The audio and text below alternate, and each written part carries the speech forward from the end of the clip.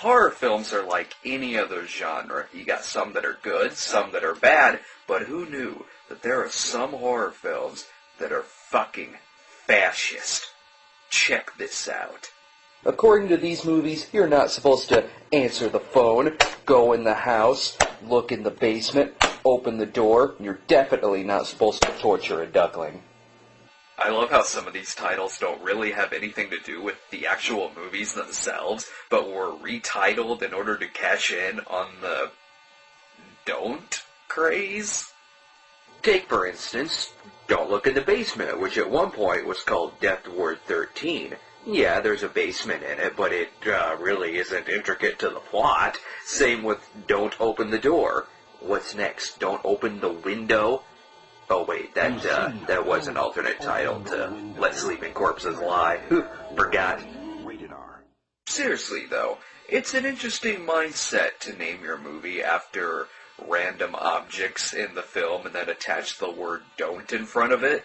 I mean, that's kind of like if they retitled Friday the 13th to Don't Play Strip Monopoly. Don't Go Near the Park, on the other hand, does feature a park, so I'll give it a break on that one, just like Don't Go in the Woods features the woods primarily. Great. I can't go near the park or in the woods. Well, what happens if I want to have a fucking picnic, asshole? I love how it's Don't Go Near the Park, not Don't Go in the Park, Don't Go to the Park, but Don't Go anywhere fucking near the park. That's how fucking bad this park must be. Don't even go within a whole fucking block of the thing. Well, the title may make me laugh the most, but as far as the movie goes, it's the worst of the whole fucking bunch. What a stupid movie. I don't usually use a term that juvenile to describe a movie, but I really can't think of any other word to use for this movie. It truly is fucking stupid. The movie opens with this preposterous statement that, yes, the movie is fiction, but is based on actual occurrences and so on. Okay, so in other words, it's fiction? It tries explaining this even further by saying that in the past people have eaten the flesh of other people to try to attain eternal life. So the movie isn't technically lying to you by saying it's non-fiction, but it comes damn close to wanting you to believe that. I don't know, that's a slippery slope right there. Any fictitious movie ever made could logically use an opening text along those same lines. Here, just let me grab something at random.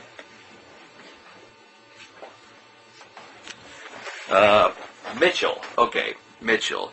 This movie is fictitious, but the job of police detective actually exists in the United States. See what I mean? Ugh, fucking idiots. The movie opens 12,000 years in the past. I'm guessing this is supposed to be caveman days. It would have been funnier if they went with this title card. Anyway, a brother and sister are caught killing a child, so the head of their tribe lays a curse on them in which they are condemned to live forever while feasting on human flesh in order to keep their young looks. I love how in the scene in which they are cursed, the sister looks naturally scared and frightened, while the brother just looks like he really doesn't give a shit. Maybe they know that in the future the sister will be masked and roaming the parks, while the brother will become a very Chris Sarandon-looking ladies' man of the 80s. That is something to look forward to. Let's talk more about this actor who plays Mark, the brother. On the credits, this actor's name is listed as being Crackers Finn. That's right, Crackers Finn. I am not lying to you. See, here it is on the box. Crackers Finn. And on the opening credits, too. Now do you believe me? It's one thing to use a fake name because you really don't want to be involved with the movie you're associated with, but when you choose a name like Crackers Finn, it really seems like maybe this guy just wanted to fuck with the filmmakers. He's really not very good in this movie, and this is the only movie he's ever been in, which is kind of a shame because I wanted to see more movies with an actor named Crackers Finn. He has taught me a lot, my friends. If I audition for a movie that I particularly don't care for, all I have to do is just make up something ridiculous and say, Yes, nice to meet you. My name is Theodore Graham, but you can call me Teddy. Alright, back to the plot, and yes, there's more. In order to gain their freedom from the curse, they must sacrifice a virgin that comes from their own seed on the day in which the stars come into alignment. And that date is in the present time, of course. Now, I know what you're thinking, and no, they don't resort to incest to create a child to sacrifice. Believe me, it's much more ridiculous. Crackers follows a girl home, and yes, that is a pre-Vice Academy Linnea Quigley. He sneaks into her house while she's in the shower, and then, right then and there, asks if he can move into the room she is renting. Sure enough, she says yes. Okay, I might be wrong about this, I'm not really sure, but if I snuck into some girl's house while she was showering and asked her if I could move in, it might go a little something like this.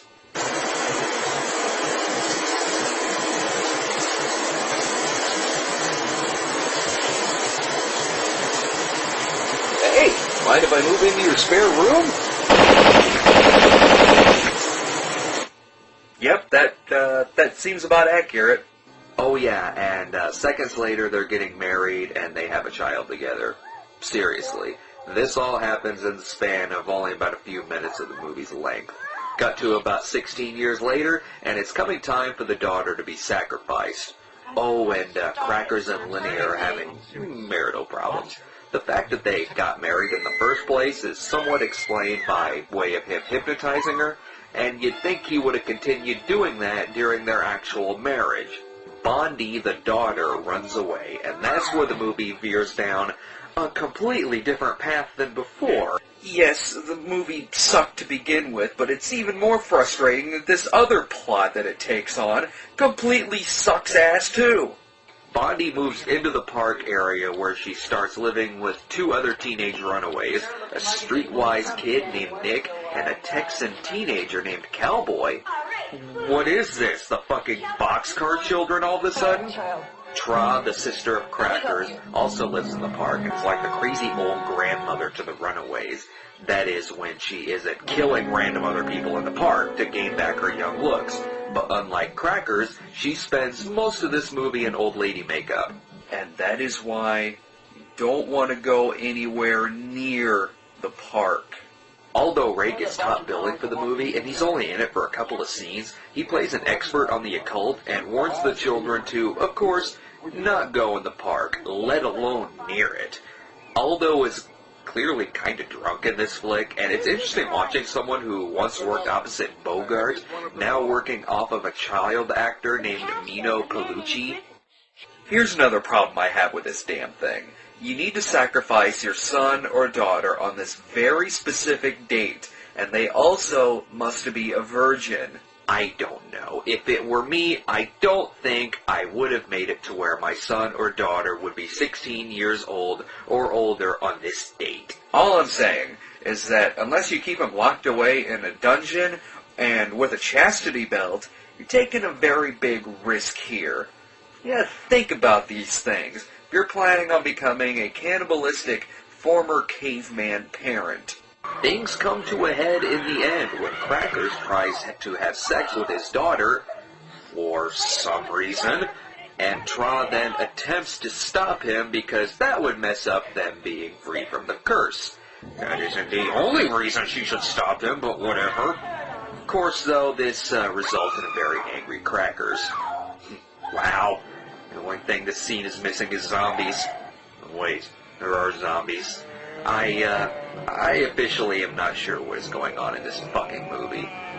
Do you see what I mean? Stupid is the only way to describe this movie. That or fucking stupid. But the ending was pretty good.